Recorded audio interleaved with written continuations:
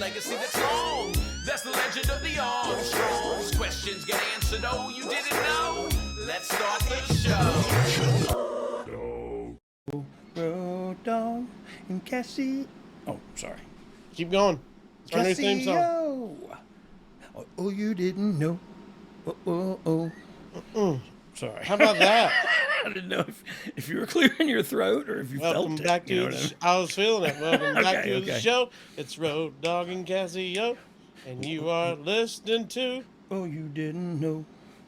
You're on Oh, something. you didn't know?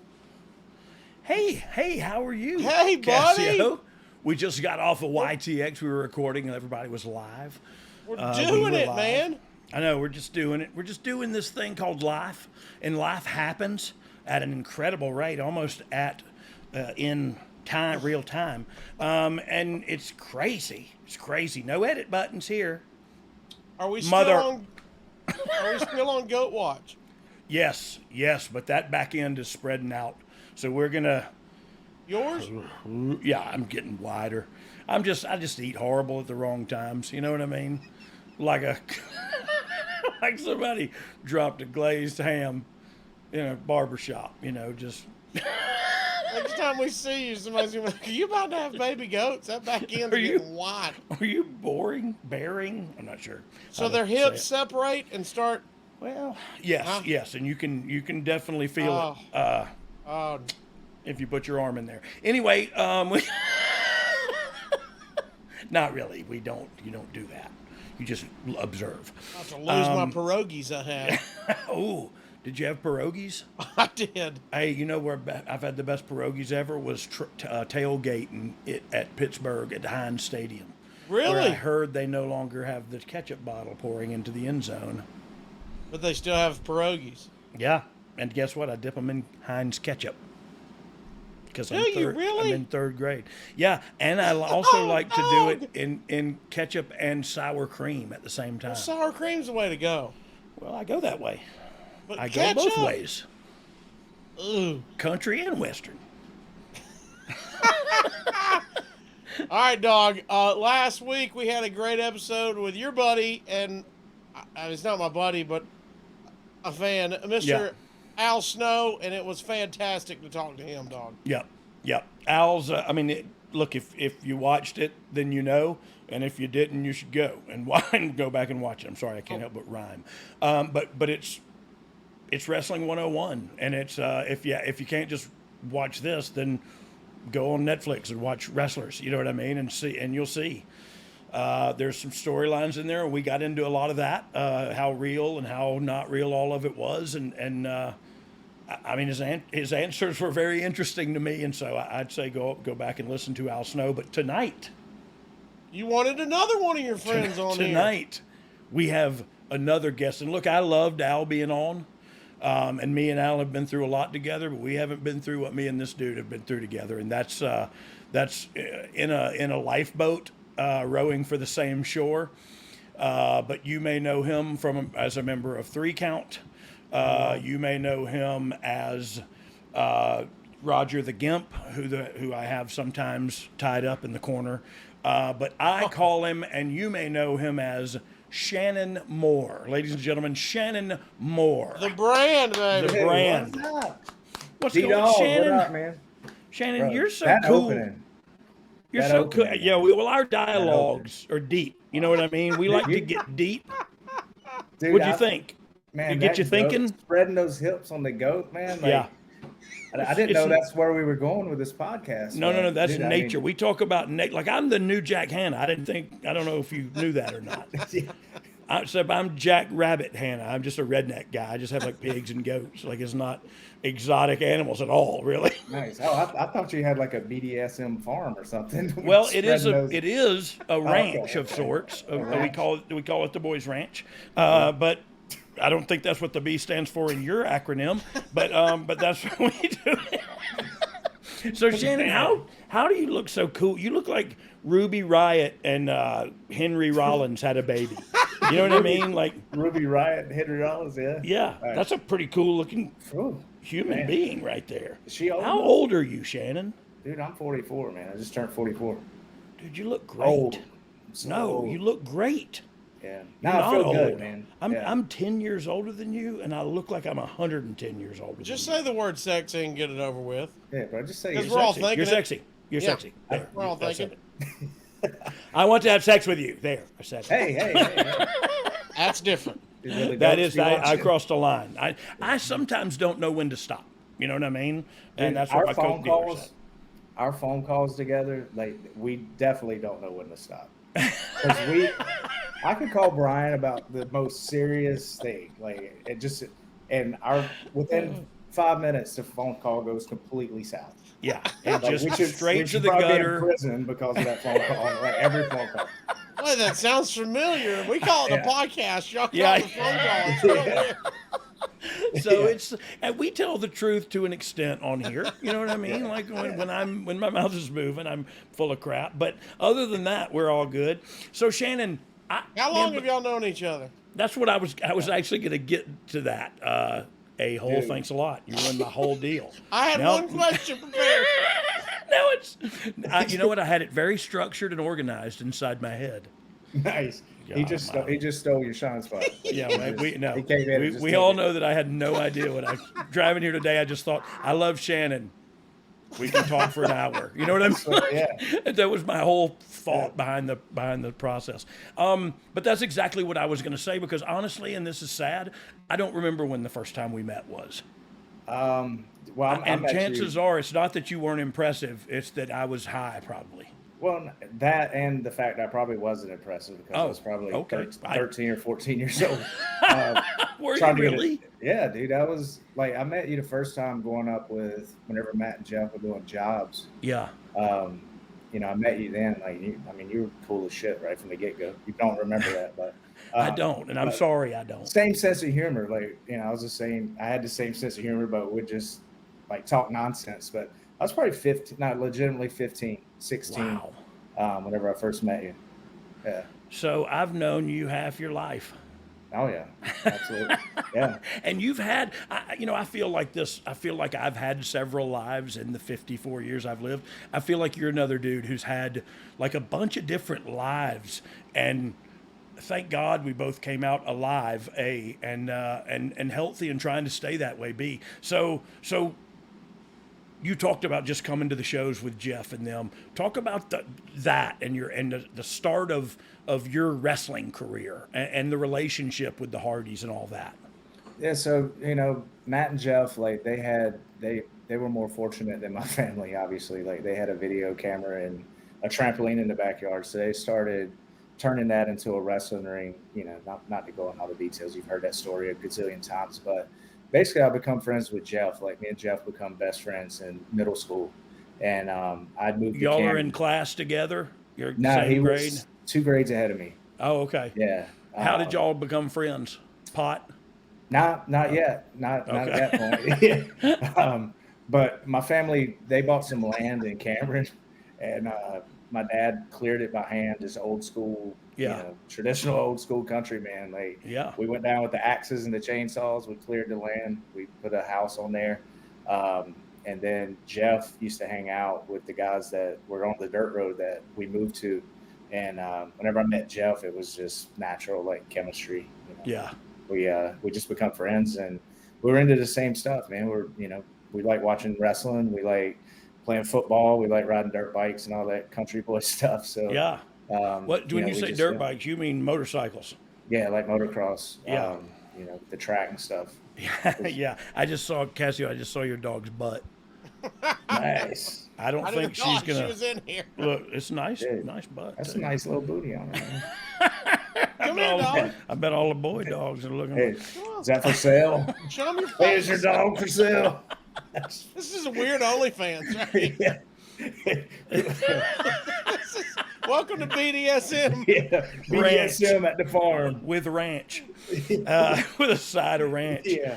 Hey, so you and him became friends. Y'all were daredevils, and you liked wrestling. So you just started doing backflips in the backyard. But talk to me about where it went from there. Like you were making road trips on the weekends at how old?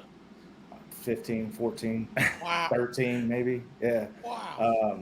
Yeah, so we bonded too, man. Like my dad, he was paraplegic. He was in a car accident whenever I was like, I don't know, 10 years old or so. Yeah. And Jeff, he had lost his mom. Him and Matt had lost their mom whenever they were really young. Yeah. So down the road, like like their mom's last name was Moore, and where my family last name Moore comes from, like their family was from the same area. So we're probably cousins somewhere down the line there if we researched it. But yeah, man, we gelled over the fact that our mom and dad, we both kind of lost them at an early age, and we love wrestling. And we, like we never were trained.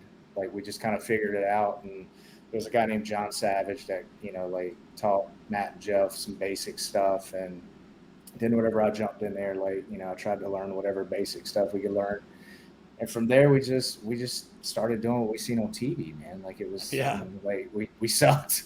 Like basically, like we just did a bunch of flips and cool stuff. All the cool stuff that they did on TV. Like all the stuff they're doing now. Like that's how we got recognized. Yeah.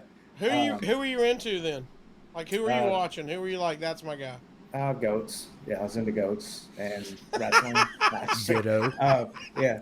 So Shawn Michaels, obviously the Road Dogg guy, like that faction, DX. Hey, but you know what our correlation is we're white trash. We're both white trash. Absolutely, man. And Casio's rich, so he is rich. Struggle. Sweet, I need a cosigner, man. Great. Bro, how do you think I financed BSDM Ranch? That's under his name. We're gonna have to erase this whole segment, this whole show. I mean, 5 minutes. We already went south like the phone call. Right. Yeah. Big Dog Sugar Mama Ranch. Yeah. That's what it was. Nice. But I think I was 16 and I started going out to Bill Barron's and Burt Prentice out in Music City Wrestling. And Memphis was still around whenever I started going out there. How old were you? 15. Yeah. 16. Yeah, and going to where you're from Cameron and you're driving to Memphis, to Nashville to do these shows. What are you getting paid, Shannon? $40. Yeah.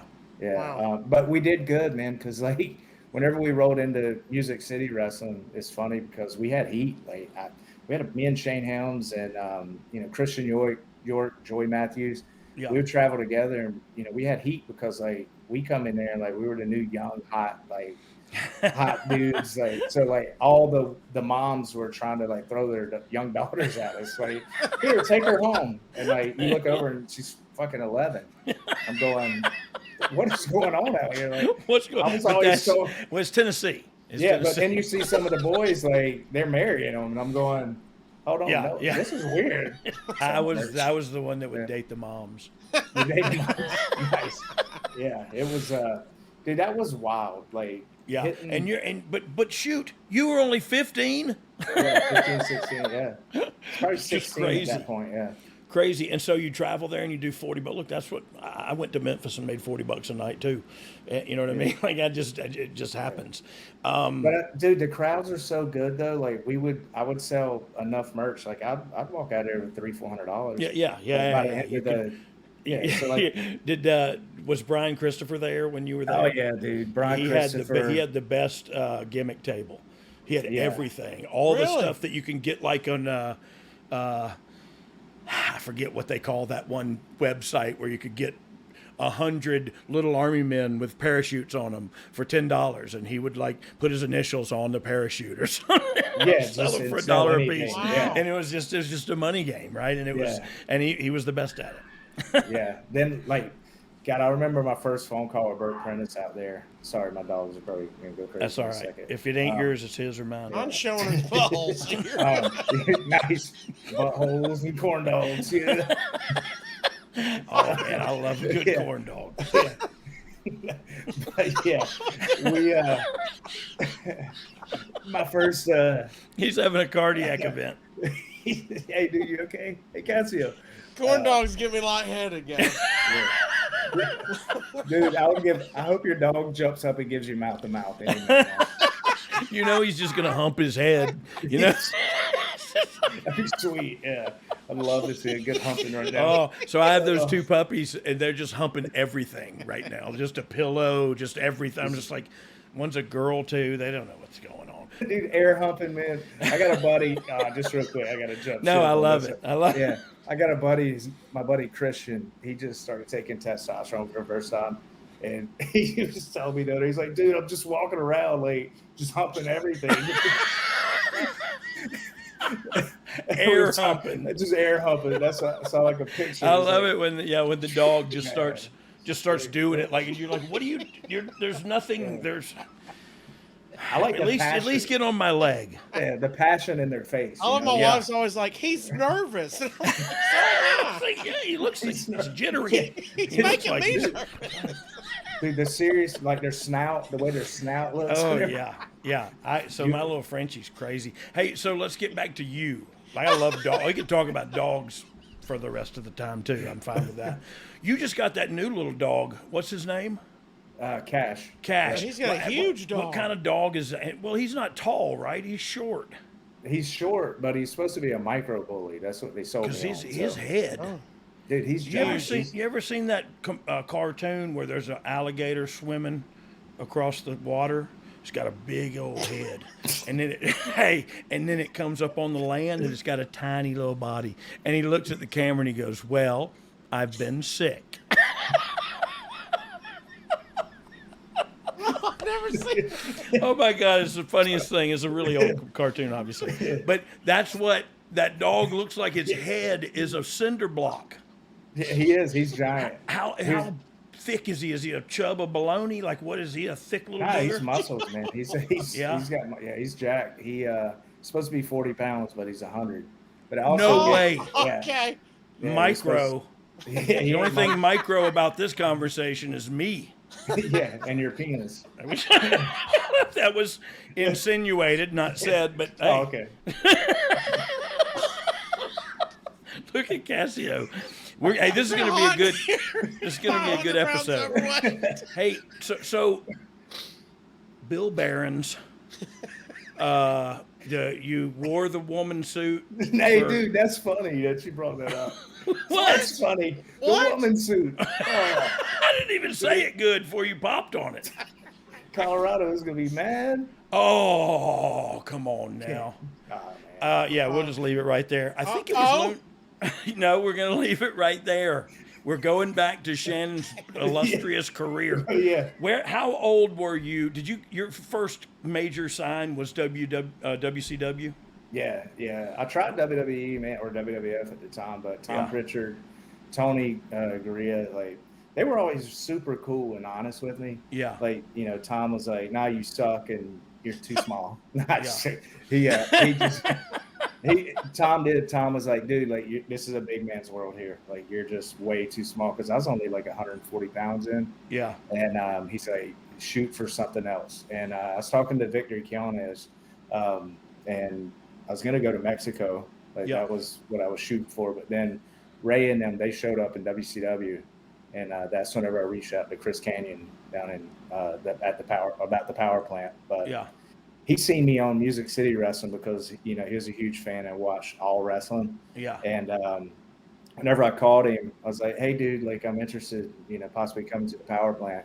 And I was like, "Yeah, you probably don't know who I am, but I'm Shannon Moore." And Matt and Jeff said that you were cool because they did jobs with him at WWF. Yeah. And he's like, "Dude, I know who you are." He goes, "Yeah, like you fit the mold like for the cruiserweight division, but the power plant's full right now. We don't have no openings." So like the next day, he was gonna call me back about something, and I had to go. I was going over at Matt and Jeff's house to do some editing on a video that I was working on, and I left on my answering machine. If you remember what those were back in the day. Yeah. Like my Jeff and them's number. I was like, because I didn't have a cell phone, I was like, "I'm gonna be at this number if you need to get a hold of me." Yeah. So sure enough, that whenever I was over there, Canyon called me. He asked for me, and I was like, "Hey, dude, what's up?" He's like, "Hey, man, you're not gonna believe this. Eric Bischoff just gave me the power to hire 21 cruiserweights." And he goes, "You're the first one." And I'm like, "What?" He's like, "Yeah, we got an idea." And basically, Eric Bischoff's idea, according to Canyon, and I've never confirmed it with Bischoff because I just hadn't had a chance to talk about it. But they were going to do pretty much like Tough Enough it was going to be like a mixture of Tough Enough and The Real World, that show that was on back in the day. Yeah. And they were going to put 21 cruiserweights in a house and film them like preparing for Monday Nitro and like training and all that good stuff. Yeah. And but that fell apart, and then they fired like everybody except me, Shane, and Jamie Noble. I think we're the only ones, and Jimmy Wang Yang, and we kept our jobs. Nice. So how old were you then? 18, turning 19. You so right at 19. You couldn't rent a car. Couldn't rent a car, dude. Incredible. And so they gave me a decent contract, and I remember that was part of my negotiation power, like going back to the table after I signed my contract. Because I went to them and were like, dude, I can't rent a car. Like, you guys are gonna have to pay for my car. So they ended up paying, and somebody to drive me. yeah. So like I use that as like a little leverage to get. I used that back in my day with Billy and Jeff both. Told them I didn't have a credit card, so I couldn't rent a car. And the truth of it was, I didn't have a credit card, but I could have rented a car. I just didn't want to. But yeah, I lied to them both for about 6 or 8 months. Nice. I'm a horrible person. So you work for WCW, you 3 count. Right out of the gate, 3 count, right? Yeah. Do what? Right out of the gate, y'all are 3 count, right? Well, yeah. We were doing this thing called Bad Street Boys in Music City, and that was kind of like 3 count, where we're basically almost a boy band. We just didn't do no singing or nothing. But that was kind of the image we were giving out. Neither did Menudo. Yeah, I know, right? So Jimmy Hart, like whenever we started the 3 count thing, Jimmy's like, yeah, I got this idea, because Britney and Justin Timberlake were, blowing up at that point. Yeah. And he's like, man, you guys are going to sing these songs, and we're going to hit every shopping mall. We're going to tour. You guys are going to sell. Like, he thought that we were going to be babyface, like legit pop stars. And I'm going, I don't know, Jimmy. Like, the song sucks. So I wanted to ask you about that. I'm so glad you brought it up. Did y'all feel like it was a bit of a novelty and a bit of a I don't want to say a joke, because you just mentioned about a really good contract, so there ain't no jokes about it. But did you feel like it was a rib? I feel like, like, I don't mean it like that. That's kind of wrong. Well, no, that's a good way to explain it, though. Like, okay. I'm glad you brought that up, because I think that some people on the creative team, when Jimmy brought it to them, like, they probably thought like, oh, this is gonna be something that just, let's make Jimmy happy and try it.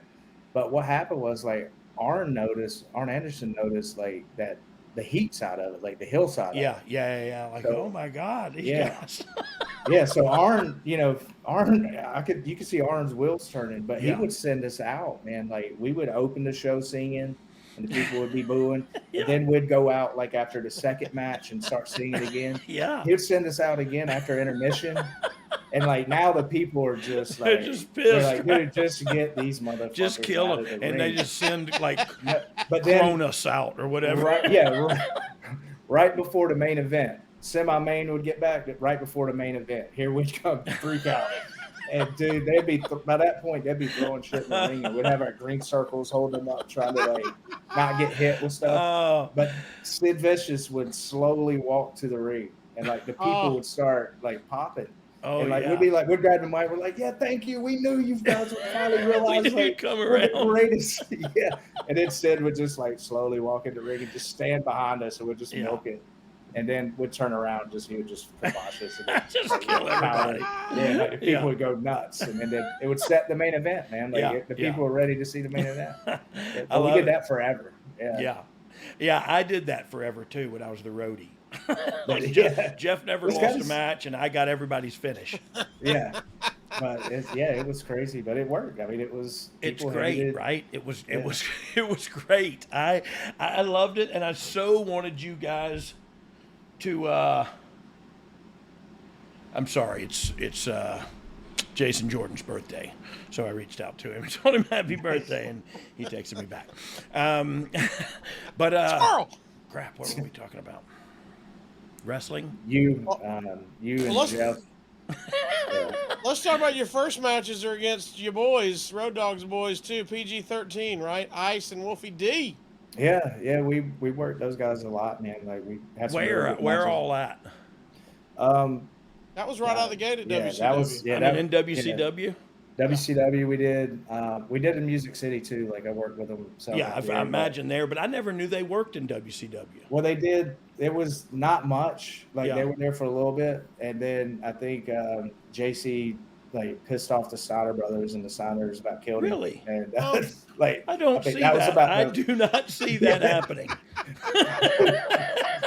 And you know JC, like he don't care. Like they killed him he in don't the ring, care.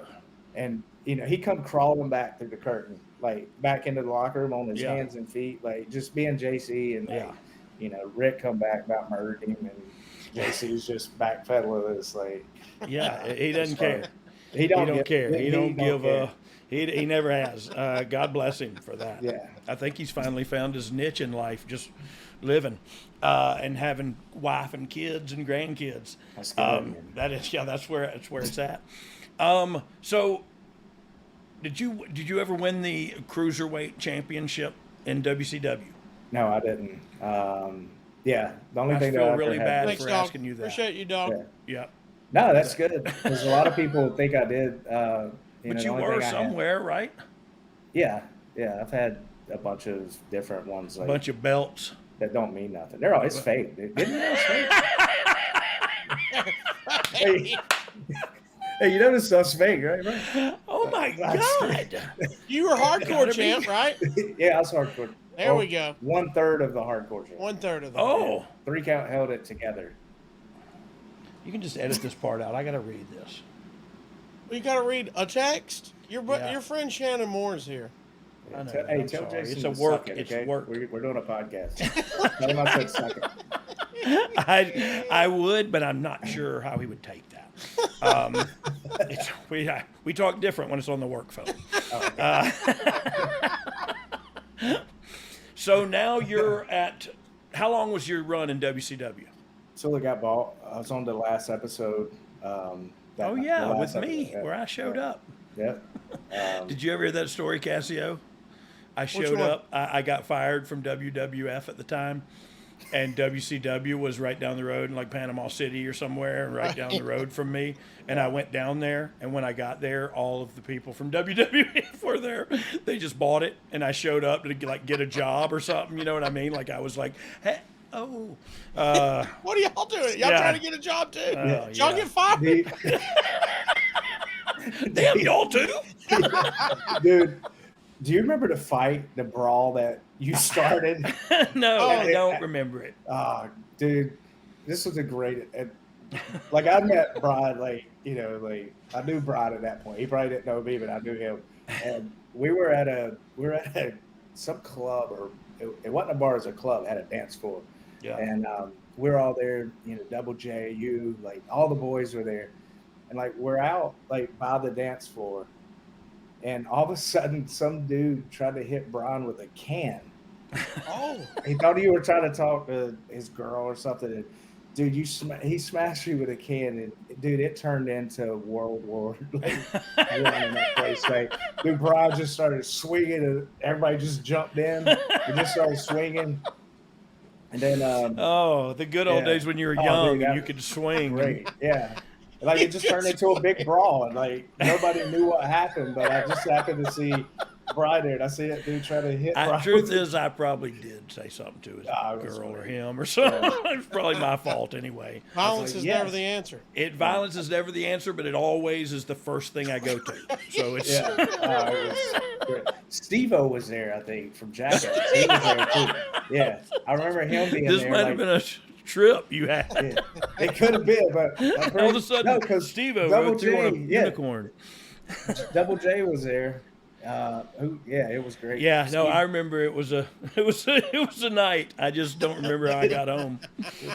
Oh, I don't Lord. either. Double J, Jeff Jarrett here to tell you about SaveWithConrad.com. You've heard Conrad talk about the total nonstop savings they've provided current homeowners.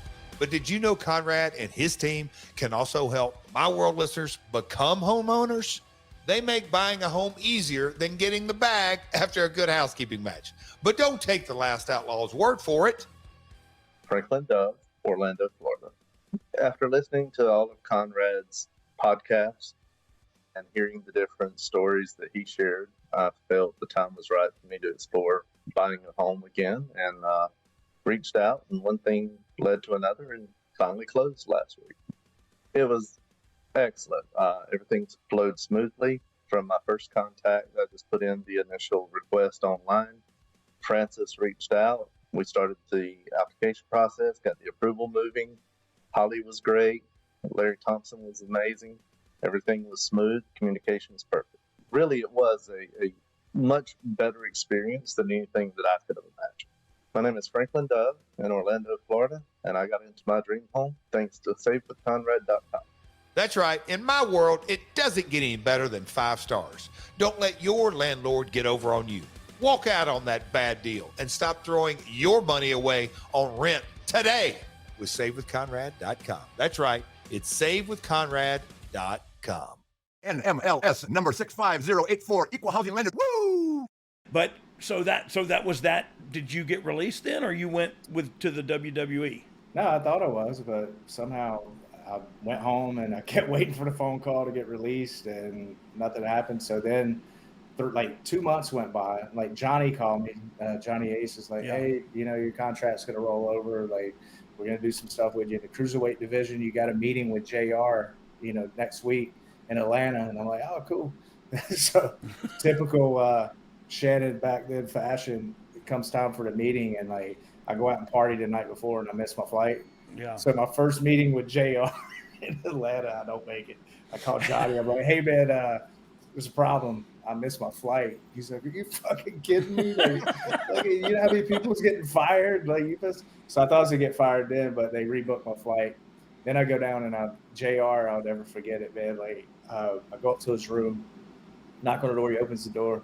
He's got the phone in his hand. He's like, "Hey kid, glad you could finally make it." And I was like, "Oh, thanks, man." And he goes and just sits down. He's just continuing his conversation. I'm just sitting there like, do I sit down? Do I just stand here by the door? Like, what do I do here?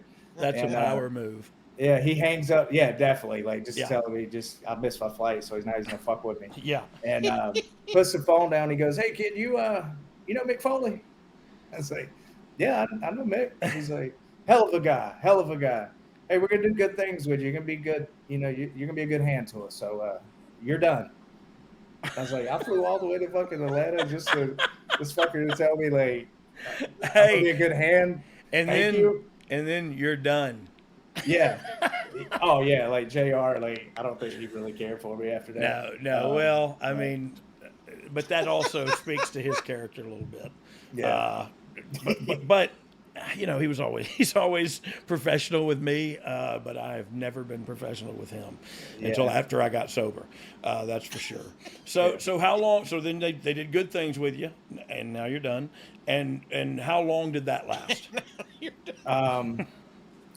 Well, I went to HWA because I sit home for 3 months because they had shut down Memphis as a developmental territory. So they opened HWA with Les Thatcher.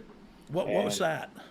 It's Heartland Wrestling Association. It was in Cincinnati. And whenever they shut Memphis down, they shipped all the Memphis guys there. And then they were going to bring all the WCW guys that wasn't going right to TV there. Yeah. And, dude, I was home for 3 months. And I called JR because I was supposed to do a European tour. Somebody contacted me for like a 2-month European tour. Yeah. I told JR, I'm like, "Hey, man, like if you guys aren't going to use me, like let me go on this tour just so I can stay in shape." Yeah. And he's like, "Let me call you back." I'm like, "All right." He's like, he called me back and he's like, "Hey kid, we want you to go to Cincinnati. This HWA thing's opening up. We want you to go up there and help train some people." I was like, "Okay, how long will we be gone?" He's like, "You'll be out there 2 weeks." I'm like, "Okay." Packed my bag, drove up there for 2 weeks, and a year later, I left. Oh, a year? You were there a year? Close to a year, yeah. Yeah, I ended up mackerel. Because I was already set up too, and like I was like, damn, I'd already, a nice house, cars, boats, motorcycles. I was doing it like it's like 21 years old or something. Like just killing with everything. Yeah, everything, having fun. I was engaged, and then a year later, I finally ended up. Come to find out, they were shutting down Heartland, and as a developmental territory, so they went ahead and pulled me up to TV, and me and Jamie Noble, we went up a few months apart. And how long did that last? Well, 3-4 years. Wow. Oh, a long time there. Yeah. So, man, and then you've been to where'd you go after WWE?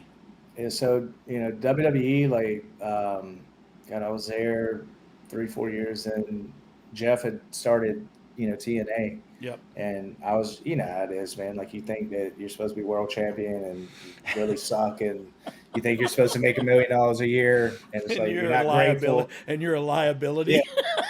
Yeah. Yeah. It's like, what?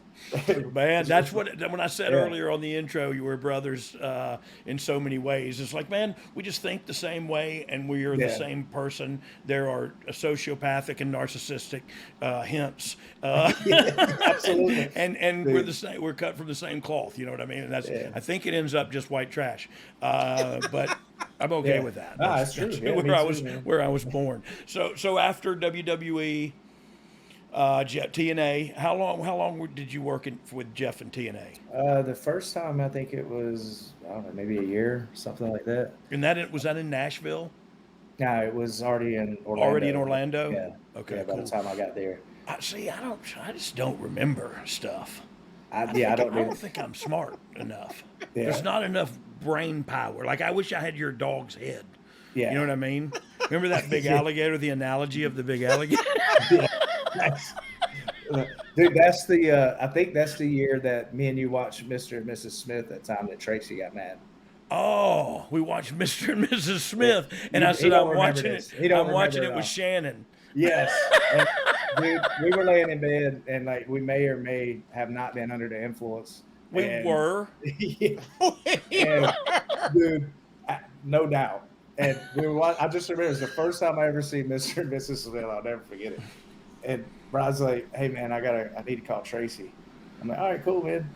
Like, why the fuck you telling me? Like, I'm chilling in bed watching TV.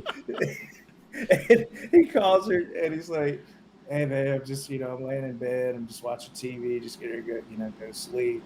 I'm just laying here with Shannon. We're watching Mr. and Mrs. Smith." And she's like, "Oh," I don't know what she said on the other end, but I can hear an angry voice. And she thought Shannon was a female. And well, she knows now that Shannon may as well be a female. You know what I mean? Dude, I mean, today for this podcast, I will identify that. I have no problem. I think if you don't, you're not going to be very good in a relationship. So you kind of have to. Casio, that was your one question about how long we went? Yeah, first I got time we nothing. met? No. Okay. I do have some stuff later. Oh. We're going to finish the timeline. Oh, Hey, okay. Well, so what year is this in Orlando, TNA? Jeez. Dude, this is mid 2000s. I don't know. I can't remember. I don't either. But I'm so 2008, 2000. Probably WCW was 2000, right? 2000. I was there. It's probably 2004, 2005, somewhere in there, maybe. Yeah. And TNA? how long did that last? TNA. That run there was about a year long, probably, maybe a little longer. Which I should have stayed there. And that time I don't remember. I think maybe my contract was going. At the time too, I was married to somebody that worked in WWE. Yeah. So like I was going through a divorce, and I believe at that point I was negotiating my divorce, and like the money just wasn't matching up to where. And I had the opportunity. I knew I had the opportunity to go back and make good money. The money wasn't bad. Like Jeff and them treated me great, but it was just one of those things where I knew I was going to have to rebound. It's a business decision, man. And it got nothing to do with. And I was like, Jeff, please don't. I didn't want to hurt Jeff's feelings because Jeff, him and Dutch took care of me down there, man. But he knows as good as anybody, and he'll look at you and give you the stern face. But he knows as well as anybody, business comes first. You know what I mean? Yeah, he did. And then the second time I was there, we'll get to that too. But I got the old Jeff Jarrett phone call like, "Hey, we need to have something to talk about." I was like, "Yeah, I'll be at your room in a minute." But yeah, we'll get there once. Okay. Okay. So that did you go back up there and make more money? Yeah, I went back up there. Probably the worst decision I ever made in my life. Like, really? Honestly, yeah. Just because I think that's the time whenever CM Punk was getting ready to come up. Yeah. And my whole thing in TNA was kind of a Punk gimmick, and I was the Prince of Punk. Like I had no clue who CM Punk was at the time. Right. But whenever they brought me back, like it was just I feel like just to shit on that and get ready for Punk. And then I ended up feuding with Punk and all that stuff where Punk, you know, he ended up obviously beat me, but, you know, Paul Heyman was in the mix and, you know, they made the right decision, dude. Punk made them millions and millions of dollars. So like, yeah. You know what I mean? Like business is business. Like I have no hard feelings. Like it was that what street it was. goes two ways, don't it? Yeah. And it's like, if you're not honest with yourself, it's very easy to point the finger and blame everybody else. Feels so much better. That's for damn sure. Paul Heyman knew that Punk was money, and you know, like they knew that there couldn't be but one Punk on the show. And were you sober? No. So I mean, you know, and he was, and it was a business decision, man. It's got nothing. You know, people. We've talked about this before on the podcast. It's like, if you don't want to be the world champion, you shouldn't be in this business. That's the craziest thing I've ever heard. You know what I mean? Like, we can all have a good career and make good money for our whole, set ourselves up, but not unless you want the world career. title. Like, dude, for me, like making bigger guys look better and being creative, like with your Brock Lesnar's and stuff like that I got to work with. Yeah. Like that was what I had fun doing anyways. It was, of course I'd have liked to, you know, had a championship run, but the fact was I'm 5'7" and at that point 185, 190 pounds. So, you know, like, of course they're not going to put, you know, man, I'll never forget, and I think I've told the story on here, or my brother did. My dad told him, and my dad was the booker, and he told my oldest brother, you're not big. You're never going to be the champion here. But if you play your cards right and you work hard, there's no reason you can't spend your whole life in this industry. Absolutely. And sure enough, that's what he's done. You know what I mean? He just flat out told him, you're not going to be the guy because you're not big enough. And that's, to me, God, that's the father I want, right? Yeah. Not the guy that goes, you're the best. You should be the star champion of everything. Well, dude, like that's the thing that I feel like people know me for anyways, is like taking bumps for some of the bigger guys. It's like now, like I kind of built this, I guess, like career around that. Yeah. Like just being that guy that could take cool bumps for people and wasn't afraid to go out and like try to get somebody over or help get somebody, you know, like a Nathan Jones, you know what I mean? Yeah, like, Nathan Jones, if he goes out there and he just beats somebody up, like it's just boring. He's beating somebody up. Yeah. But if he can go out there and like be creative and come up and with figure cool out ways, a way, a creative way to tell the underdog story, because that's what you have at your disposal. You know what I mean? You play the card you're dealt, and that's the card you're dealt. So you play with that. Do you know who what was his name again? Nathan Jones. Nathan Jones is Casio. I don't. Do you remember? Did you ever see Fury Road? Yeah. Remember the big, huge, bald guy who said, "I had a baby brother, and he was perfect in every way." That's Nathan Jones. That is a dude. Yeah. That's my favorite line of any movie ever. I had a baby brother, and he was perfect in every way. Yeah. Okay. Thanks. He's dead now, though, right? Good. You big galoot. Yeah. Dude, he was a monster, man. He was a monster of a man. Like, literally, look at him, for the love of God. Dude. Oh, that's from Troy. Yeah. That's from Troy, which there's an inside joke in my house because it's one of my favorite movies. Those scars are real, too. It's You know Brad Pitt. What? Brad Pitt, right after that picture is shown, Brad Pitt runs across the sand and sticks a spear right into his jugular vein and kills him. Yeah. He's not in the movie Troy very long. He was in the other movie a lot longer. Dom should have put a picture of him in that movie. Isn't it crazy somebody can be that big all natural? Yeah, well, so I don't know. Maybe he eats well. You know what I mean? Or it's all organic. He's liver king. He's eating just raw Maybe meat. he just eats liver, like people's livers. Or sperm fish. He could. You know what? Those things will make you big. Will they? Jack, yes. Yeah. How do you catch them? Oh, with your I mouth? use a lure. I use. You just eat them fresh. Yeah. Right. Fresh. Yeah. You My heart stopped beating for a second just now. It just stopped, and then like Vader one time said, our standard hit his heart, episode stopped health and show. started his heart again. Whew, where are we at? What are we? Catching sperm fish on the beach. Yes. We're primal, baby. I want to get mine right out of the tap.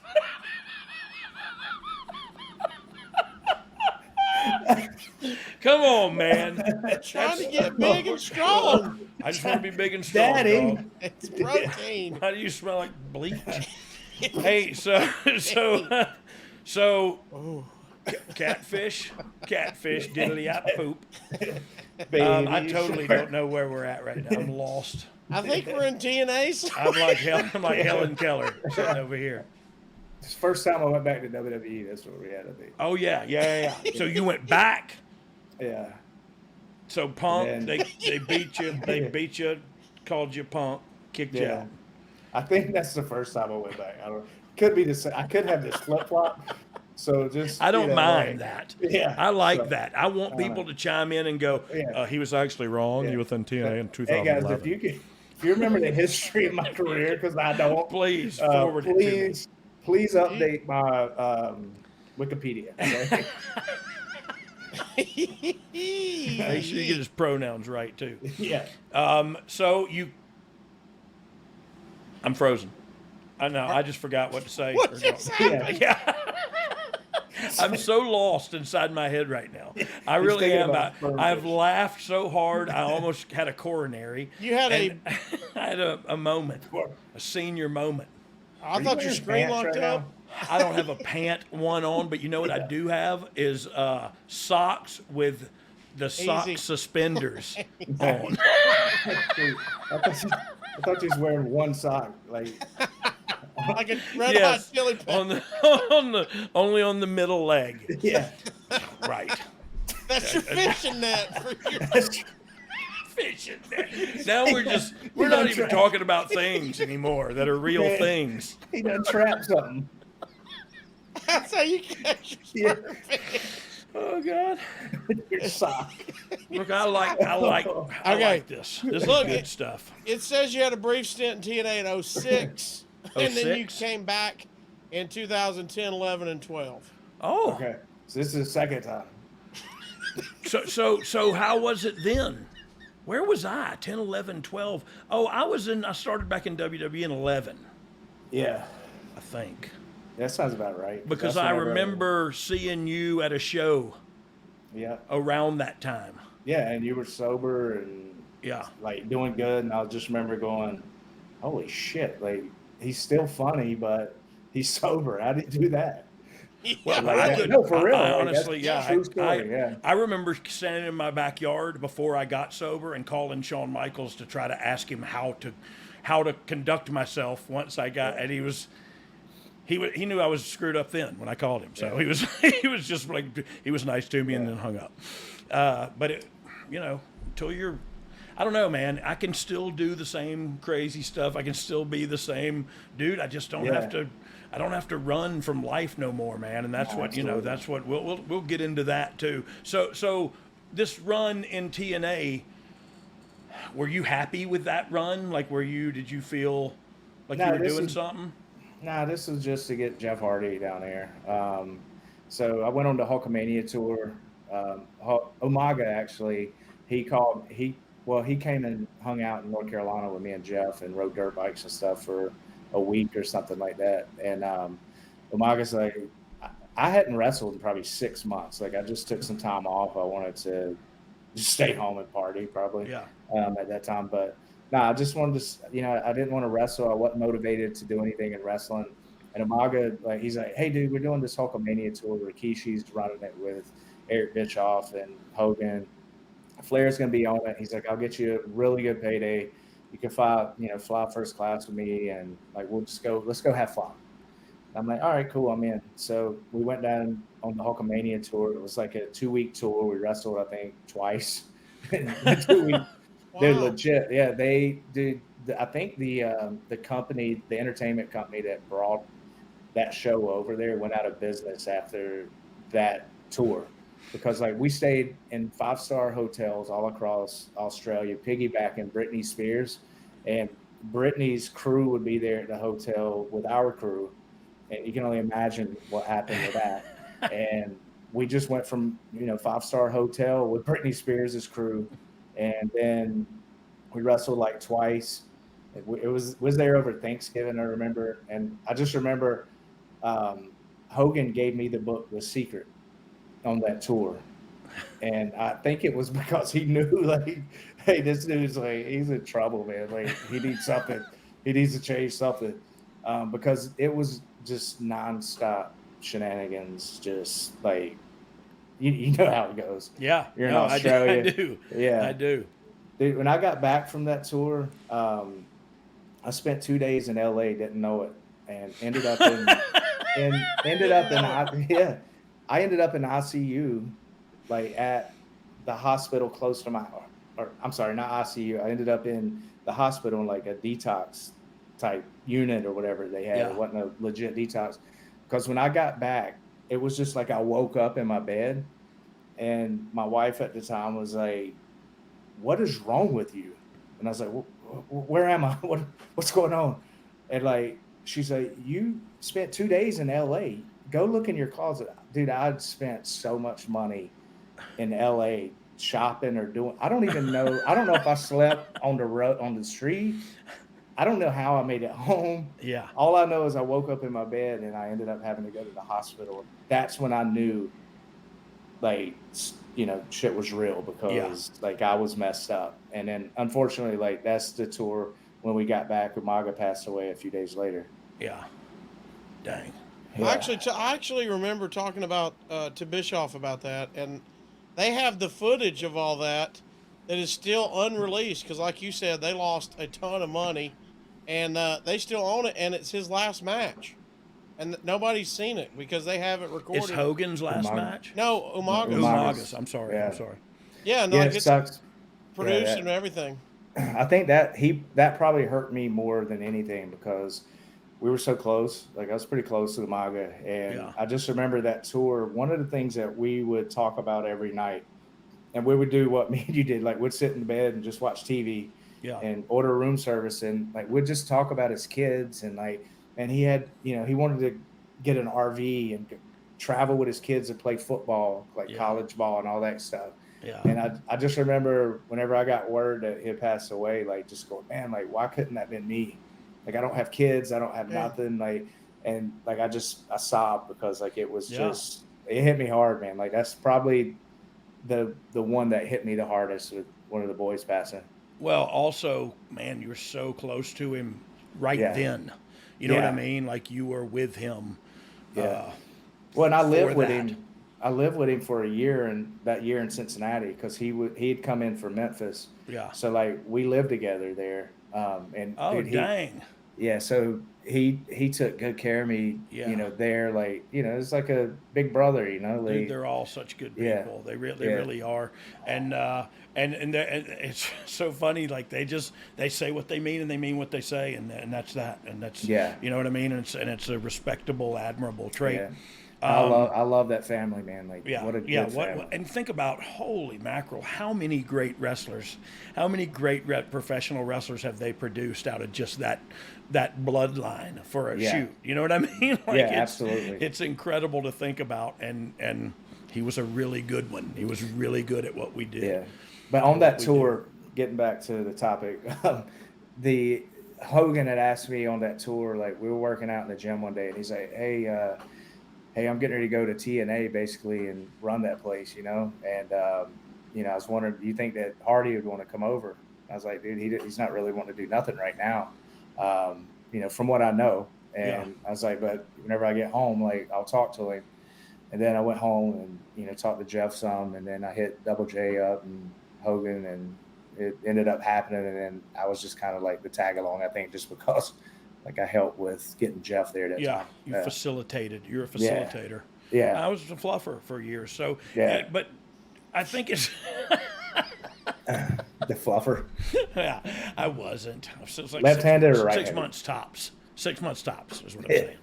It was a tough time. I had to get through some things. I'm the fluffer, boy. So, were you active addiction all through that? Dude, I've been using for so long, and nobody knew. Like, people knew I partied, like, but not, like, I would never go out in front of people, like whenever, what I mean by that, like pass out in front of people. Yeah. But it was slowly starting to happen more, like especially, like at that point, like obviously it's no, I guess, secret, with Hardy, like what was going on with him at the time.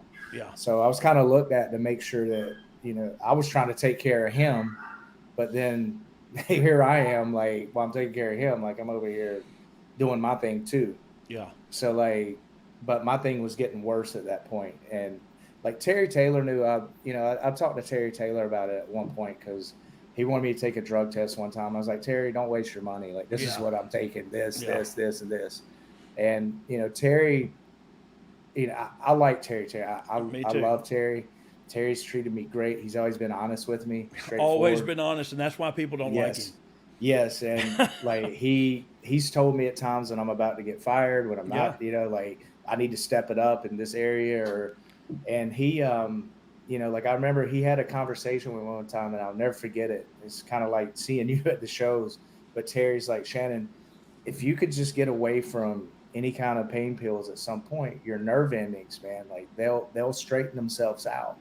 And like he was trying to help me, but me, I was like, dude, nah, I'm good. Like what do you know? Mister? Yeah. What I mean? Like you ain't my daddy. Yeah, but Terry back then, like he's probably the only, I would say, person when it comes to like office or anybody that really treated you like a human being. Yeah. And that knew that I was struggling probably, he just knew. Well, I guarantee you others knew. You know how that is. We always think I'm doing good, right? Yeah. You crapped your pants 10 minutes ago, so you're doing great.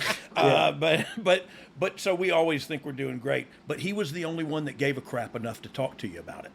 Yeah, think about that. You know what I mean? Terry was the only one who saw the issue and did something about it. Everybody else saw the issue and washed their hand, Pontius Pilate. You know what I mean? And so look, Terry Taylor did that. He bought my youngest daughter a Christmas one year because he fired me because he had to. I was screwed up in the production. It was when Hogan was there. Yeah. Hogan had just come in and I was in the production office or production meeting screwed up. And he's like, I gotta fire you, you idiot. You know what I mean? I was like, I don't know. Thank you. I'm sorry. Yeah. But then he bought my kid a bicycle for Christmas. You know what I mean? So always really treated me well too. And people talk bad about it. I say they can suck it. Yeah, no, absolutely, man. Terry's the only person I feel like that didn't judge me to the point of like firing me over it. You know what I mean? Like he just genuinely, like off the record, I don't even know if he probably went back and told anybody. Like I think that was him just trying to. No, 100% it was. He's still the same dude. You know what I mean? Yeah. He's still Terry's a mentor to me. And I don't care what he did in the business or anything else. He's always treated me and my family with respect, and then some. And so, man, I'll hug that dude on Main Street. Nice. And I'll take him to the boogie site. Domestic Motor Ranch. Domestic motor goating. Motor goating. We're motor goating. So are you banging H at this time? No, it's just Vicodin just pain pills. Yeah, Vicodin somas, man. Like that was the deal, right? Yeah, it was the deal. At that point, and doctors at that point, like they were writing it, and I was abusing it, and then you know what I mean. Yeah. And I think a lot of the times the doctors I went to knew I was abusing it because they were writing them for me. But that would be easy to point the finger of blame at that person too, like, oh, well, he gave them to me. He's a doctor. Yeah. He should know better. You're 40 years old, Brian. You just gave a guy a handy to pay for your Xanax. Yeah, and you don't have multiple shape up, mister. Okay.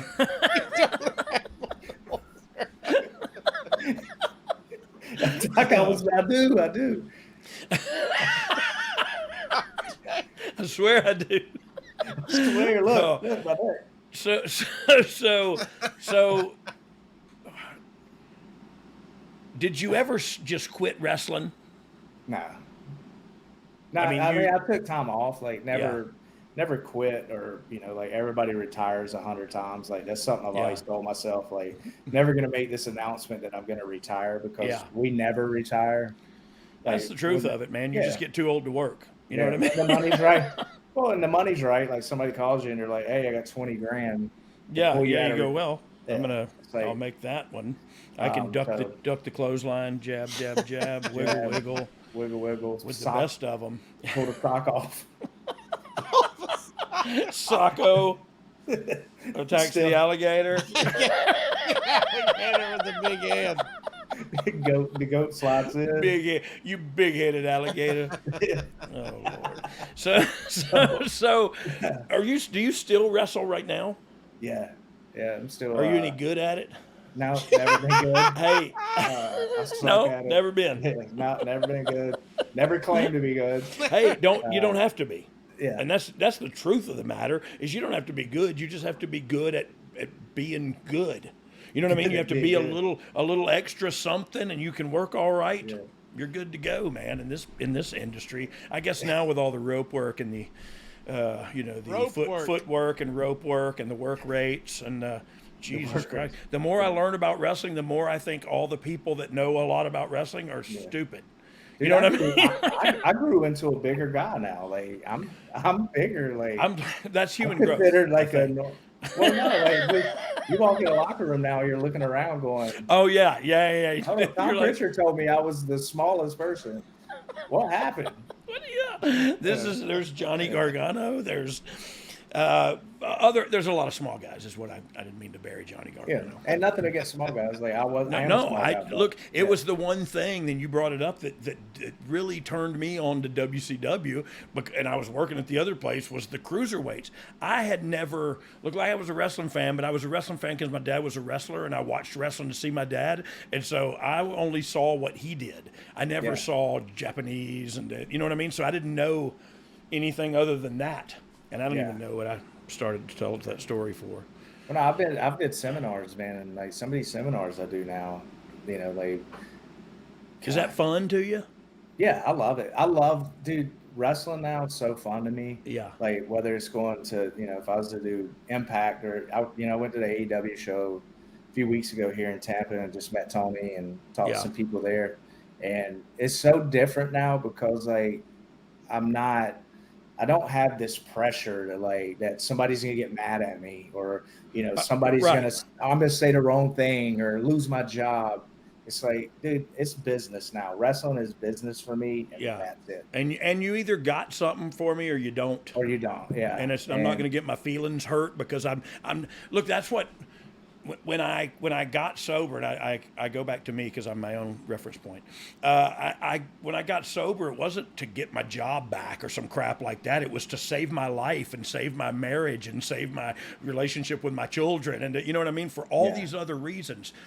And then as I started living right, literally years later, I said, "Hey, are you sober? Are you okay?" And I was like, "Yeah, I can do this if you want me to." And the rest was history. But like, I didn't get sober to get my driver's license back or to get my, you know what I mean? It was life or death, and you know that better than anybody. And I think that's a pretty cool segue into our conversation when we didn't even have each other's phone numbers, but you reached out to me, and I want you to tell this story not only because I think it's an inspirational one of a man reaching out to a friend for help, but I also think it makes me look awesome. So go ahead and tell the story. It does, man.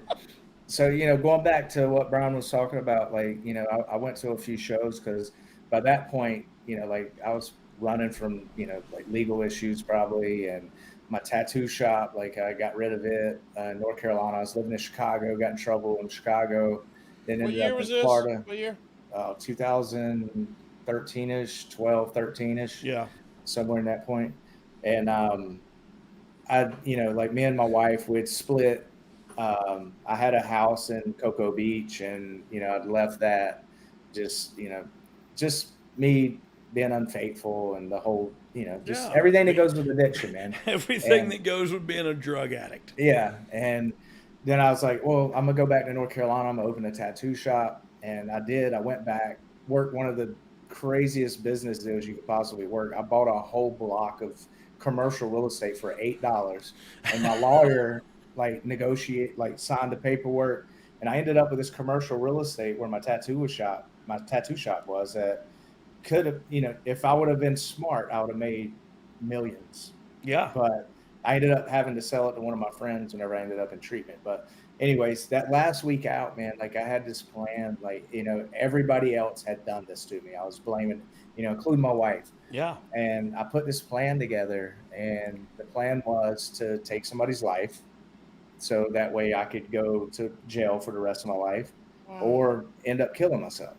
And I was going to drive to Florida. I didn't have a vehicle, so one of my buddies let me borrow his truck. And I took the truck back to my tattoo shop, loaded up my guns and my pit bull, and bought a bunch of heroin, and I drove on my way to Florida. And just as I'm driving, like all this stuff's running through my head. To me, like this is my last couple of days probably on the planet, like, or I'm going to be in prison. And I'm thinking about like, hey man, like who would you reach out to say, goodbye or whatever. And like, I'm in my head, I'm putting this list together, just kind of saying like goodbyes to people and basically saying, I'm sorry. Like, that's what I was thinking. Like, I just wanted to tell people like, hey, you guys probably didn't know I was dealing with this stuff, but I've got a lot that I'm dealing with, my addiction or whatever. So I didn't know it was addiction at the time. I just thought I was crazy. Yeah. And man, like Road Dogg was heavy on my mind the whole trip because I'm like, man, Road Dogg was able to get sober. I'd been to the shows, like he's still Road Dogg. He's still laughing. He's still funny. Like, man, how did he do that? Like, I'm thinking that this whole trip, and he keeps popping into my head. And finally I get to my house, and I don't know if somebody had, told the person that what I was thinking, maybe because I shared it with like maybe one person or word got back. But whenever I got there, like they wasn't home.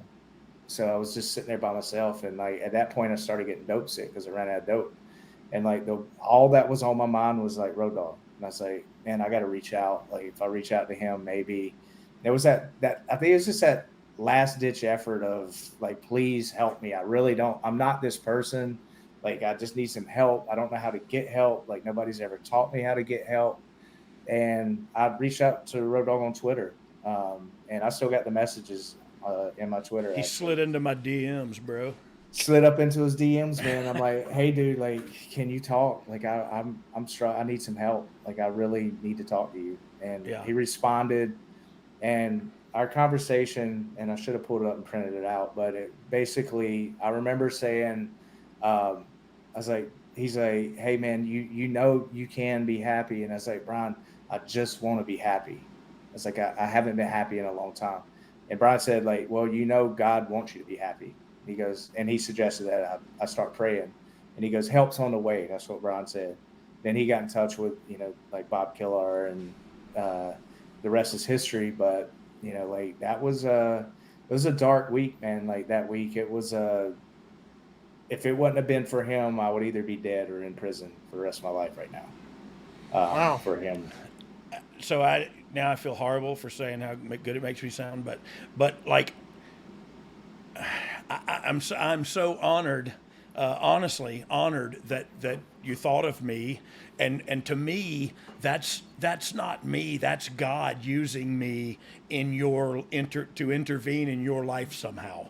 And that's not, look, I'm the same drug addict, low down, dirty dog, egg sucking dog, but we're the same, you know what I mean? But I ain't got no different. I just had some experience, some strength, and some hope to share with you. And it was, and I remember I was in the bathroom getting ready to go to TV. I think it was on a Tuesday. And so I was the writer. I'm pretty sure I was the lead writer of SmackDown. And I was like, I can't call you now because I got the world on my shoulders, but I can start the ball. You know what I mean? I start the ball in motion. And all I did was make a phone call, and the ball rolled from there. But yeah, I'm honored. I was honored to do that in your life, but I'm more honored that God chose to use me. I'm not a weapon I would go to often. Well, dude, it's insane because like that, and that's happened to me. Like it's a snowball effect. Yeah, like I've helped so many other people in that manner of just like God putting somebody in front of you at the right time in some way, shape, or form. Yeah, and like obviously I'm not going to go into names and stuff for anonymity reasons, but There's some people that could say that the same story with me, Yeah, about and then you. them, Yeah. and doing it to somebody else, and it's God's work, no doubt. That's the deal, man. You'll never be closer to God here on earth than when you're doing something for somebody else. And so Yeah. so to just be able to go to give back what little it is, and because then it's, I used to thank Hunter and Stephanie all the time. I would go, hey man, thank you guys for sending me to rehab, and now I'm straight and I'm doing them living, and they were like, you did it. They always told me you did the work, and so. That's important. You know what I mean? Yeah, they believed in me, I guess, to pay for the rehab, and you as well. But then you got to do the work, and I did the work, and you've done the work. And how many years you sober now? It'll be 6 in December. How about 6 that? years. Did you ever think 6 days was possible? Dude, I couldn't go 6 minutes. It's thinking about. I remember, in treatment, like people were at 30 days. Yeah. And I'm going, man, these How days in are the long, hell? man. Like, whew. Yeah. I'm in day 1. Yeah. And you got Dan Spivey stopping by going, hey, kid, you're going to die. You better fucking. Yeah. Right. Dan Spivey is an inspirational dude in a Super really weird inspirational. way. Yeah. You know what I Yes. mean? Like God sent him to deliver a serious message. You know what I mean? Yeah, I I'm remember terrified. Dan, they told me I was at the treatment center, and another buddy of mine was there, and another wrestler, and he kept me there. Like he kept reminding me, like, hey, dude, best thing you're ever gonna do. Forget everything else. Work on yourself. Okay, cool. Then all of a sudden they're like, hey, Dan Spivey's gonna swing by and pick you up. He wants to take you to Starbucks, and I'm like. All right, cool. And Dan Spivey, I was like, I didn't expect him to still be like in shape and like tall and big. Still be like 6'8", 300 pounds. Up, man. Yeah. And he come in and he's like, get in the truck. We're going to Starbucks. Like just typical Dan Spivey, just straightforward. We get to Starbucks. I don't think we said a word the whole trip to Starbucks. Like I'm just sitting there like I'm feeling like crap, like going through withdrawals and detox and all that stuff. And we get to Starbucks and he ordered my coffee. Dan pays for my coffee. We sit down. Dan goes, hey, kid, are you willing to do anything to be sober? And I was like, yeah, but, I got this girl. And Dan's like, get in the truck. You're going to die. And I can't finish my coffee. Like, okay. You're going to die midway through that coffee. But I got in the truck. I don't think we said one word. He took me back to treatment, dropped me out. That was it. The next week, they're like, hey, Dan Spivey's coming to pick you up. I'm like, no, I don't want to go. They're like, no, you got to. Like, the tech, Brian, that was there, he's like, man, you got to. I was like, all right. So he picks me up, didn't say nothing the whole trip, get her coffee. We sit down. He goes, are you willing to do anything to stay sober? I was like, yep, sure am. I didn't believe myself one bit. Yeah. You just knew you were going to get told I just knew that's the answer he wanted. That was the answer. And that's the answer he wanted. And we had a conversation then. Like we finally started talking, and he took me, dropped me off, and then from there we'd go to meetings together, and I started getting it then. You know what? That's a very early on perspective change. You know what I mean? Like, what are you willing to do? You know what I mean? You're willing to do a lot of stuff to pick up that H in the Kmart parking lot at 3 a.m. or whatever you were doing. You know what I mean? So how willing are you to stay sober? And dude, for me, and I know we've talked about it a million times, but mine was all fear-based. Have you ever can you put your finger on what it was or that you're hiding from, or is it, you know what I mean? Have you found something that you kind of go like, yep, that was it? Like mine, I was just scared to death of everything. Yeah, a fear, but like for me, like there was a lot of trauma there too. There's a lot of, like not full-blown mental illness, but there was some mental illness components that come from, dude, growing up in the wrestling industry since I was 9 years old. Yeah. Like that, it's not normal. Yeah, I wasn't raised, I didn't have a father. My dad got in a car wreck whenever I was 9. My mom was taking care of him. Yeah. They were off at a rehabilitation trying to get him out of a coma for a year. So I'm 12 years old, 11 years old, like trying to survive with myself and my friend, me, Matt, and Jeff. Yeah. So wrestlers become my father, like, these savage wrestlers, old school, the old school way of wrestling. Yeah, like Dan Spivey said, you're gonna die. Yeah. That's the mentality. Look, and it's the mentality of my generation too. I love it, Yeah. but it's not the one today. It doesn't sound all fruity. Yeah, I was hitting strip club, like strip club shows. I couldn't even get in. Like I was 12, 13 years old. Well, probably 14 at that point. But yeah, like and you're wrestling. I'd You sit can't get in the bar, but you're wrestling on the show that night. Yeah. I'd sit in the car and they're like, your entrance music's playing, go. Like I'd run into the strip club and wrestle real quick and then have to run back to the car. Sweet, Oh yeah. Lord. Man, so Incredible. So what are you doing now, Shannon? Tell me what you're doing now. Dude, I'm I still wrestle. I'm still doing my deal there, wrestling. I don't want to wrestle full time, especially right now. Just because I'm working for a company called Riverside Recovery. I run their it's like their pro athlete program there. Yeah. So when pro athletes come in, whether it's wrestlers, NFL players, golfers, whatever. Yeah. If they come in, I thought you said athletes. I'm sorry. But then you threw in golfers, and it really golfers. made me up. Yeah. I'm just kidding.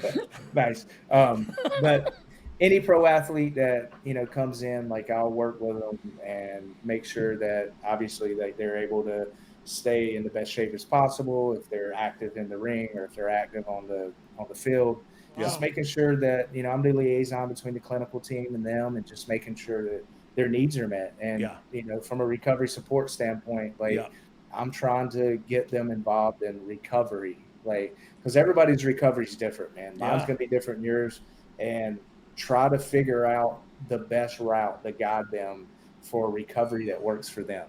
Individual. Individualized. Yeah. So, I'm fortunate, man. This Christian, and this guy named Christian, he's our VP. He's and then we have a veterans program too, and I'm a big part of that. With our director and Christian and our CEO, and so working with the veterans now, like if we don't have pro athletes, we have a lot of veterans in there, and the correlation there with us as the boys or wrestlers, dude, there's so many parallels there between veterans and what we've been through, and it's there's a lot of I guess it's trauma, right? It's mental, emotional trauma. Yeah. So I'm a big part of that veterans program there now. And, I'm doing all my side stuff too, whenever it comes from a recovery standpoint. Like we're doing these talks now. That's what I was going to ask you about. Yeah. So, basically we go in somewhere and, the local treatment centers, they'll bring their people in, and then we'll advertise it, and people come in that's struggling, and they hear it's not, it's just our experience, strength, and hope. It's my story. It's other people's stories or these other athletes' stories. And by sharing our experience, strength, and hope, the goal is whatever money's made, that we hopefully put somebody in treatment at the end of the night, like you were able to do for me, So we've been able to save some people's lives, man, by doing these, night of recovery tours. And we're getting ready to venture into a prison system, or the prison systems. Yeah. So, prison systems, they have AA in there and NA. Yeah. But this is a different concept because we're just not beating AA into people or NA. It's based off of our stories and what we did. And it's just to show that there's hope on the other side of this thing. And March 29th, we're going into Lancaster, into a prison in Lancaster, PA. And it's an old prison, but it's a pretty hardcore prison. The air conditioner in there is it sucks real bad. But we're going to go in and we're going to do a night of recovery there, March 29th. And, this will be the third or fourth tour that we did with the night of recovery. Yeah. And then we're going to do Tampa after the first of the year in 2024, and hopefully start taking this thing across the country and being able to put as many people into treatment with the proceeds that come in. But like you said, getting the individual to start thinking about recovery. It's a perspective 180, but you can't just do it like that. You know what I mean? Because for me, my glass went from literally half empty to I have to see it half full. I don't have the luxury to be able to see it half empty. I have to see it half, and so you have to change your perspective, and acceptance, man. Yeah. And that's to me, that's the key. Is I have to accept whatever's happening, what's going on. I can't control any of it. You know what I mean? Yeah. And I want And to do that one in Tampa with you. I told you that. yeah, we would love to have you, man. Yeah, 'cause, that's like, just super you're gonna cool. bring magic to it. Like it'll be cool to be able to tell our story too, like Yeah, to them, yeah. so they know how it works. But yeah, man, like Riverside Recovery, like that's in Tampa. That's where I work at now, like Yeah. as a client relations manager. That's my title there. But Kurt Kirkpatrick, he's he's the owner and founder, or the CEO and founder of Riverside, and he's a ex-pro football player and college football player. Yeah. So like he understands, like especially with pro athletes, like the stress and So like warrior mentality, man. Yeah, You don't get in yeah. touch with your feelings hardly ever. You know what I mean? Like Yeah. you're not gonna your chances are you're not gonna be the guy that's you're gonna be jacked up a little. You might be a little crazy in the head. You might be you know what I mean? All those Yeah. things that are, man, you're to be looked at differently when you Yeah. have that kind of mindset. So he, like he's on the same, he understands it. He understands the vision of like the pro athlete program, and like Yeah. whether it's the veterans or pro athletes coming in, because he is a pro athlete. Yeah. And man, like it's so awesome to have the support behind, from a CEO that Yeah. like is in recovery, but also understands like the wrestling industry, and it's just like, hey, dude, our goal is to help people. Yeah. Whatever you need to help people, let's do it. And like I can't say enough about like the CEO of Riverside, and Yeah. our director Chris Giappetta, Christian, and we have a good team, man. It's like Yeah. being in the locker room. That like, matters a lot, doesn't it? You Yeah. know what I mean? And we talk about the three teams, or the three T's, or I do: the time, the team, or the time, the talent, and the team. All of the above, like I'm talking about creative and wrestling, but for that thing, without a good synergy and a good vibe, and everybody's just trying to get better. You know what I mean? Yeah. And that dude sounds like he's got a ton of money, but he's trying to get better and trying to help people move forward. And that's, man, who, you know what I mean? You can't. Yeah, I just mentioned about not being closer to God unless you're helping others, and that you are doing the same thing that dude is. Kurt Cobain, I think you said his name was. Kurt Kirkpatrick. Yeah, but no. I wish Cobain would have got on the train. The recovery train. Isn't it fascinating listening to y'all's stories that kind of the beauty and the flower at the end of this shit that y'all went through is the best people almost to help the addicts come out of this is somebody who's already went through that muck. I remember. And the best ideas, like you're thinking about liaison with athletes, like you would have thought of that if you weren't an athlete and addiction at the same. Maybe somebody would have. Yeah, but you wouldn't. Yeah, but that correlation Yeah. wouldn't be made without Right. you being there, and without Kilpatrick being in charge. You know what I mean? And there's just something magic in somebody that's, especially like if I was to try and help another wrestler, the fact that I understand exactly what they go through, like from a wrestling standpoint, and then from a addiction standpoint, and then I'm on the other side of this thing, like fighting it every day, like just, like I'm sober now, and they see that, and it's like, it's hope. So it's like, possible. You put a doctor there to tell them like, hey, this is what you got to do. They're gonna be like, what do you know? You've never stepped in a ring. Or, the moment they go, oh, Shannon Moore, you already have a rapport with them. You know what I mean? So your foot's in the door. We've been wrestlers. I know about that. I know about the addiction. I just don't know you. You know what I mean? But I know everything you're going through because I've been through it. And so super cool, dude, for you to, like he just said, we go through that crap, and thank God, and I mean that, thank God that you and me both are still sitting here. And I don't know why. Just like you, when people go, I think to myself, even though I do have kids and do have married, I have that survivor's guilt too. Why him? Why her? Why not me? I'm a shitty person. You know what I mean? Like I've done crappy things in my life to people that are the closest to me. You know what I mean? Like why? I don't know. So that's just some survivor stuff that's probably all my ego talking anyway. You know what I mean? But Yeah. it's, I don't know, man. The program and working with others and all of that is just, to me, it's taught me to just talk to other dudes, and don't be scared to say stuff to them. You know what I mean? Like, other than, can you look at this rash? Like, you know what I'm saying? Yeah, So is no, there, absolutely. dude? Because I know you and I have sat and talked about a lot of things that that we've laughed about on the phone, and go, what if people could hear us talking right now about how our feelings are coming out, and we love this, and like, it's, I don't know, man. It's just opened my eyes to a whole nother world, and I don't know, man. I guess that's the narcissistic part. Is I thought everybody else thought exactly like me. What do y'all do? Y'all are all crazy, and come to find out it was me the whole time. That's the frustrating part. You know, like us, you know, me, I love, you know, touring and the whole wrestling thing. Like, you know, it's the most amazing thing still to me, especially now that I have a new perception on life and like just what wrestling means to me. But now, dude, like, I got to, you know, we went to PA, we did you know, we did our night of recovery show. And then the next night we had this big stadium show. And at the end of my match, like, I was able to, you know, bring awareness to addiction. And dude, the response that I got, like, from the people, like, after I went up, and like, it was magic. So like, now that's my main thing, is like, now if I can kind of combine these two things, these two elements, like, you know, recovery and wrestling, and take this stuff on the road, it's like, that's my goal going forward. Wrestling like, that's with my recovery. purpose. Yeah. So like, now book. if I can, that's your book. Yeah.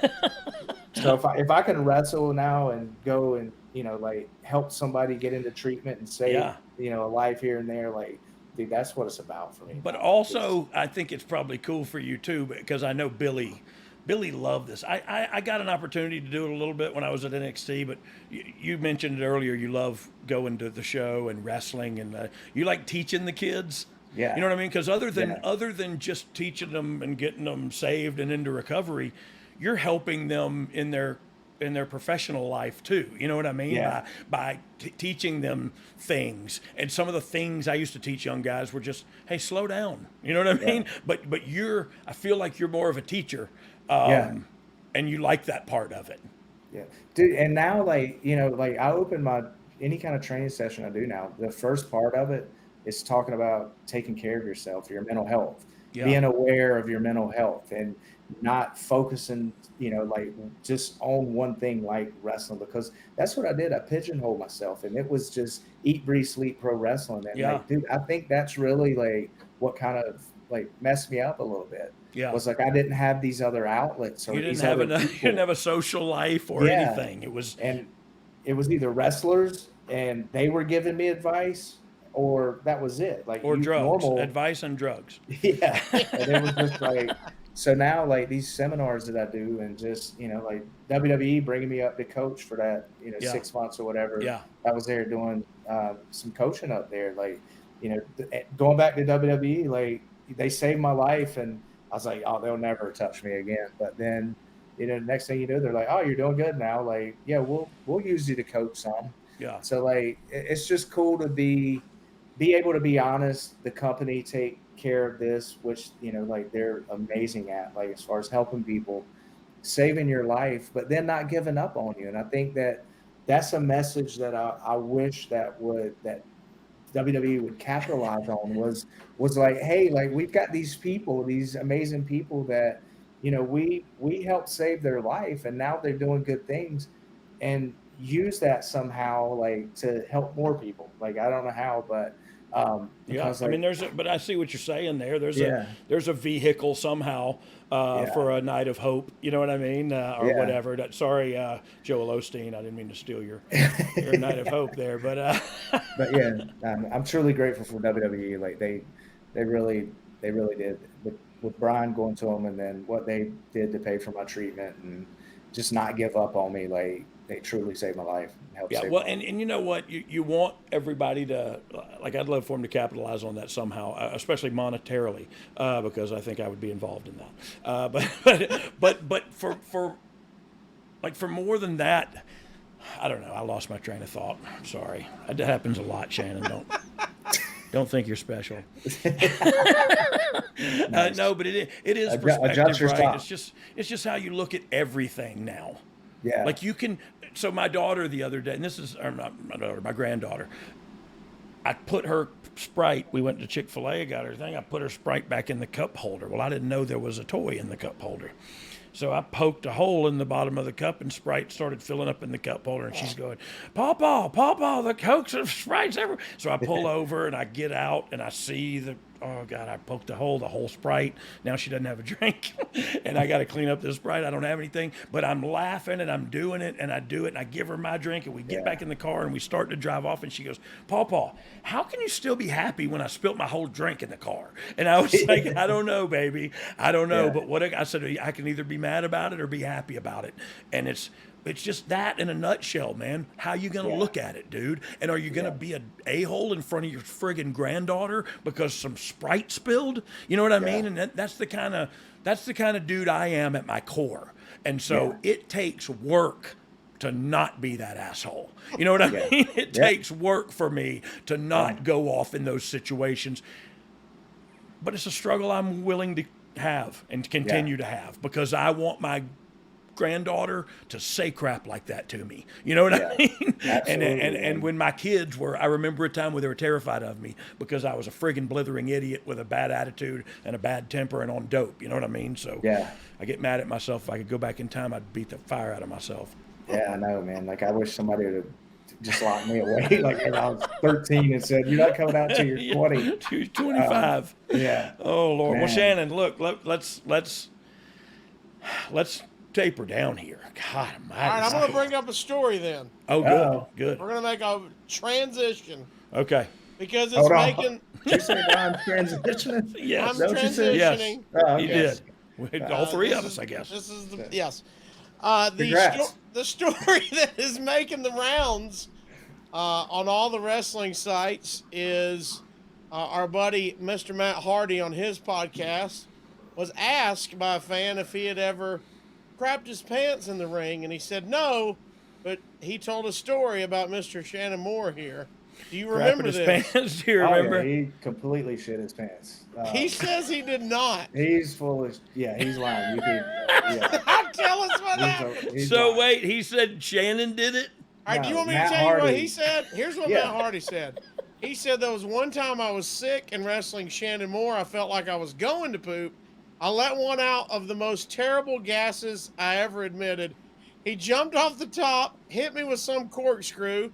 When he was like, MF'er, we had some times I'd beat him up and I did this thing where I'd reverse the roll through and he ended up right in my crotch. And he said, "Oh my God, did you shit yourself?" And I said, "No, it was terrible gas. I was extremely sick." And Shannon said, "You got to show me." When we got to the back and showered, I showed him my underwear and I said, "Look, I didn't.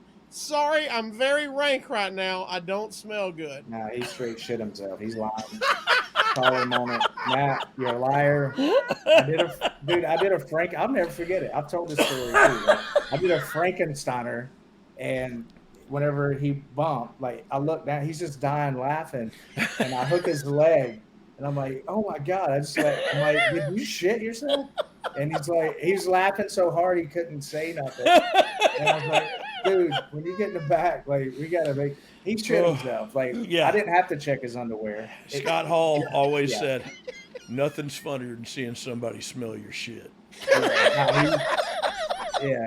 Oh yeah, Matt, you're a liar. So you're calling him a liar. Yeah. Absolutely, 100%. A liar and a pant pooper. Yeah, I swear to God on my dad's grave. Like, I pooped in my pants in Orlando one time at WCW. It's like the tapings we did down there, worldwide stuff. And I had some red pants on. It just looked like butt sweat, but it was doo-doo. Oh. It was doo-doo. It was bunkhouse buck body slammed me, and then just Finn Balor coup de grace me.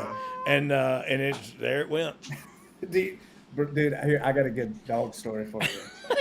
Do you remember wearing Tony Gurria's dress shoes, his dress shoes in the ring in Fayetteville, North Carolina for the hospital?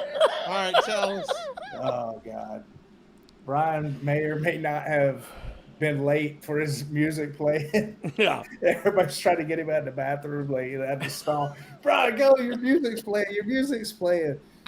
No boots on, nothing. Like just he has his tights on or whatever, but no shoes. Gets to Gorilla and Tony's like, bro, you don't have your shoes on. Here. And he ends up with, I think it was Tony Gorilla's like fucking brown leather Loafers. Yeah. Hitting the road like a robot. In loafers. I'm gonna tell That's you one of what. the shows. Yeah, I was there with Matt and Jeff on that show. Like we're hanging out. I'm not proud of that. Yeah. Joey Adams was there too. That boy Joey. Oh, hey, what's Joey doing? Is he doing okay? Yeah, he took over his mom and dad's record business, man. I seen him a while back, and I'll be darned. he looked Good for man. him. Yeah, he's just loving life, man. He's got. I think he's married and everything. Yeah, good for him, man. Good all for him.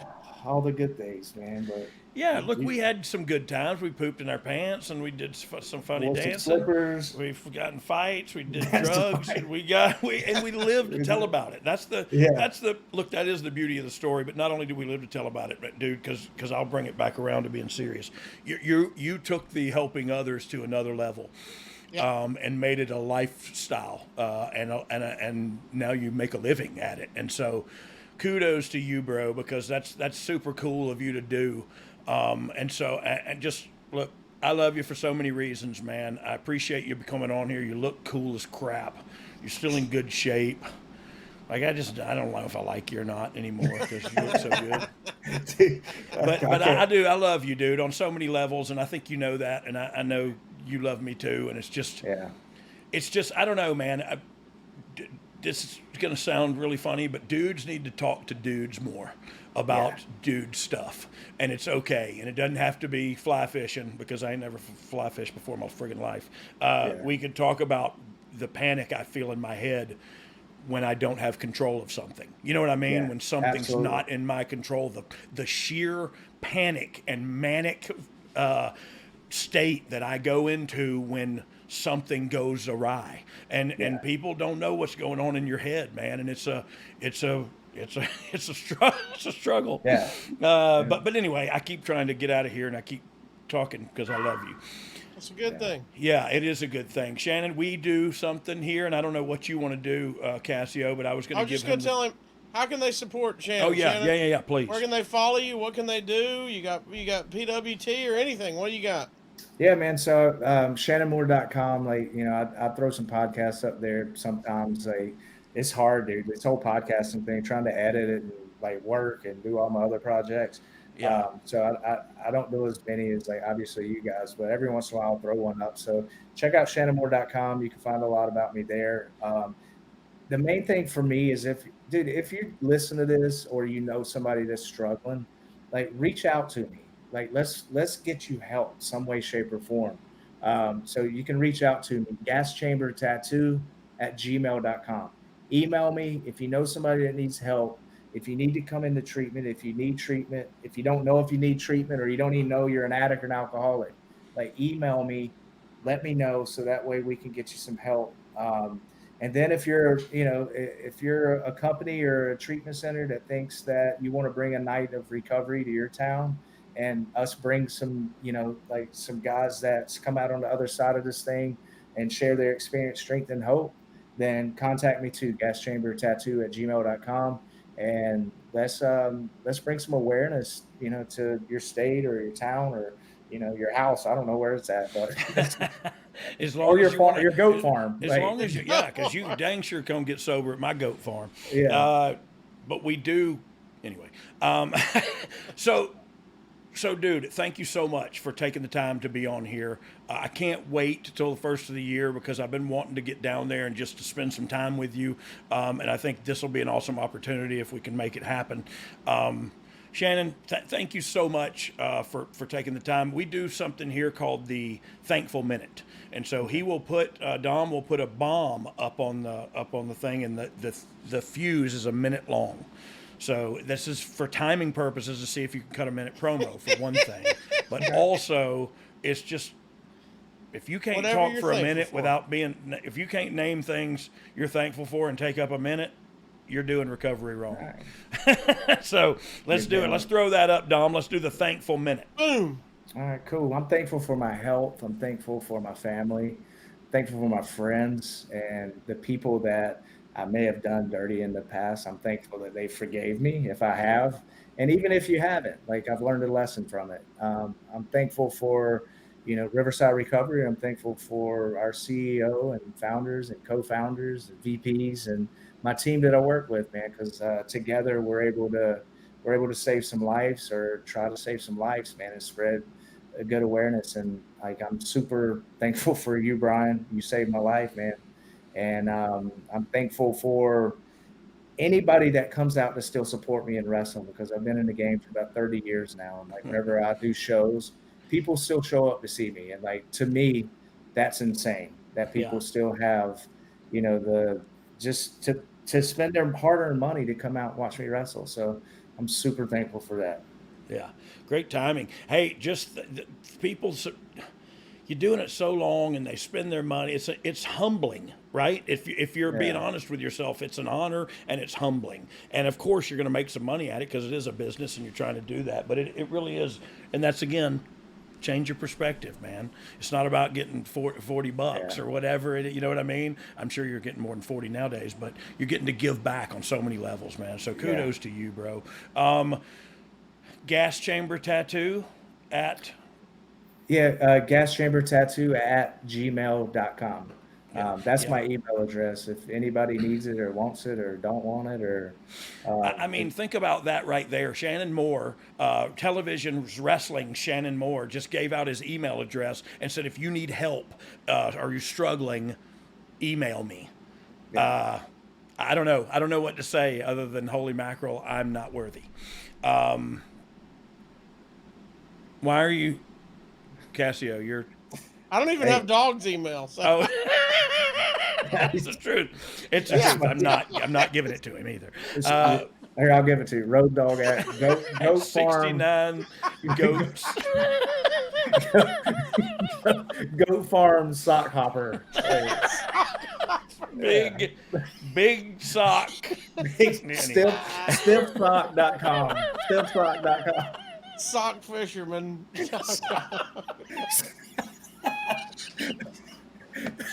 Oh God! Hey, we should just say bye. I think. Hey, dude, for real, this is the longest we've done with anybody because it's just been great conversation. It's been real conversation. Has it really been an hour 40? Yeah, an hour 40. Hey, wow, dude. I don't even think Conrad's played an ad yet. You guys' show is amazing. Like, you guys are killing it. It's funny, dude. Like, you guys are hilarious. I don't know if like, you bring such a good element to the show too, man. Like, thank you. Just keep up the good work, guys. Like, well, we ain't working. If it was work, we'd neither one of us be doing it. We like to have a good time, and look, I also like to. It looks like you're holding hands. Like, sometimes we do. Okay. Sometimes we do. Put your hand out. Hey, quit holding this sock, dude. My bad. Which hand am I doing? Sorry. He's holding the sock. He came up with a black sock. Like, what? Well, I was looking to see if I had. Ooh, it's cold in here. It's cold in here. Okay, hey, listen. This? Thank you. That? That's a. Why is that Kleenex so stiff? That's crispy, bro. That's crispy. Yeah, you should break that. All right. What else do we do before we sign off usually? We say if you didn't enjoy this episode, we got 2 words for you. Suck it. Suck it. Then you can say suck it now too if you want to. Yeah.